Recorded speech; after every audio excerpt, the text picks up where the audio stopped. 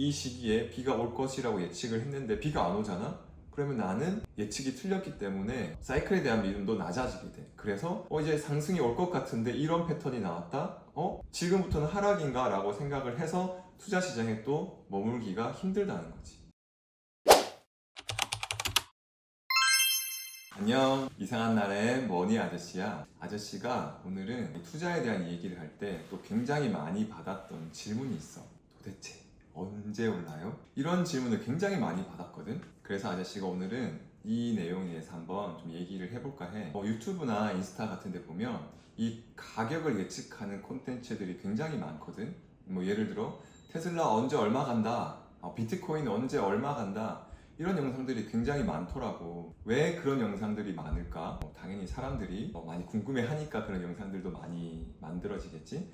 그리고 실제로 사람들이 궁금하기 때문에 아저씨한테도 굉장히 질문을 많이 했던 것 같아. 근데 아저씨는 능력이 없어서 그런지 모르겠지만 미래를 예측한다는 것은 불가능에 가깝다고 생각하거든. 만약에 미래를 예측할 수 있는 사람이 있다, 그럼 그 사람이 세계에서 돈을 가장 많이 벌었겠지. 그렇게 미래를 예측할 수 있는 사람이 있다면 과연 일반인들한테 그 내용을 알려주고 싶을까? 전혀 아닐 거라 생각되거든. 그런데 예측을 통해서 투자하는 게 굉장히 안 좋은 점이 많아. 왜냐면 우리가 대부분 투자를 시작할 때 우리 같은 초보 투자자들 같은 경우에 많이 공부를 한 것도 아니잖아. 이 사이클이라는 개념도 잘 모르잖아. 근데 그런 상황에서 내가 또는 주변에서 언제 오를 것 같다라는 내용을 보고 투자를 하게 되면 대부분 그 투자가 어떻게 되겠어? 실패하게 되겠지. 아니면 조금 더 있으면 성공할 수 있는데 시장이 공포를 조장하다 보니까 내가 견딜 수 있는 힘이 없어서 빠져나오게 된단 말이지. 그렇게 되다 보면 나는 투자랑 맞지 않는 사람이구나, 나는 투자를 되게 못하는구나 라고 생각해서 투자 시장에서 빠져나오게 돼. 반대로 어떤 사람 운이 좋아서 한 번, 두 번 예측을 잘 해가지고 돈을 번 경우가 있어도 아저씨는 그게 좋은 것만은 아니라고 생각해. 왜냐면 그렇게 예측하는 투자가 나의 성공 공식이 되게 되면 더 큰 돈이 들어갔을 때 맞추는 경우보다 못 맞추는 경우가 사실은 더 많잖아. 근데 큰 돈이 들어가서 그걸 못 맞췄어.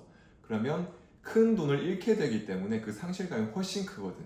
그런 사람들은 투자 시장에서 또 남아있을 수가 없게 돼. 물론 정말 많은 공부를 하고 또 어떤 재능이나 타고난 능력이 있어서 그런 예측을 잘 하시는 분들도 있지만 그런 분들이라면 아저씨 방송을 안 보겠지. 그래서 우리는 능력에 맞게 그런 예측을 하는 것보다 아저씨가 투자에는 사이클이 있다라고 했잖아. 자산은 분명 이 사이클에 의해서 올라갔다가 내려갔다가를 반복한다는 거지. 영원한 상승도 없고 또 영원한 하락도 없어. 그래서 우리가 어떤 시기 예측보다는 이 사이클에 의한 투자를 하면 훨씬 돈을 벌 수 있는 확률이 높아지는 거지. 이제 거의 장마철이 다가오고 있는데 이번 여름에 얼마나 언제 비가 올지를 예측할 수 있는 친구들 있어? 그렇지만 아저씨가 이번 여름에 비가 올 거예요 라고 하는 말은 거의 맞잖아, 그지? 비가 언제 얼마나 올지는 모르지만 분명히 온다는 건 우리가 알아. 사이클에 의해서 자산이 분명 언젠가는 올라간다는 걸 알아. 그렇기 때문에 우리는 비가 언제 올 건지를 예측하지 말고 비가 올 때 얼마나 많은 물을 담을 수 있는지를 고민해보자는 거지. 우리가 비를 내리게 하는 능력이 없는데 언제 얼마나 비를 내릴까 하는 고민은 사실 아저씨는 좀 무의미하다고 봐. 시장을 이끌어가는 세력들, 그러니까 비를 올 수 있게 하는 세력들이 긴 시간 동안 자산을 거래를 하고 거래를 함으로써 수수료를 내고 그리고 그 시간도 투자를 하고 있잖아.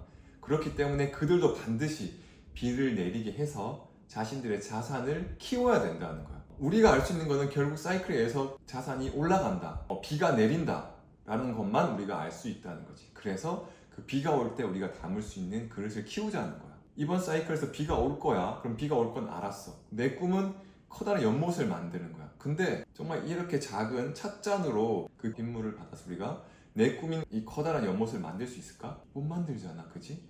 그래서 아저씨는 그 찻잔이 아니라 그보다 더 큰, 내가 만들 수 있는 최대한 큰 그릇을 만드는 게 의미가 있다라고 아저씨는 생각해. 어쨌든 우리의 목표 자체가 큰 연못에 물을 다 채우는 거잖아. 그래서 사이클에 따라서 올라갈 때, 비가 올 때 최대한 물을 많이 받아서 한 번에 다 못 채우더라도 최대한 많이 받자는 거야.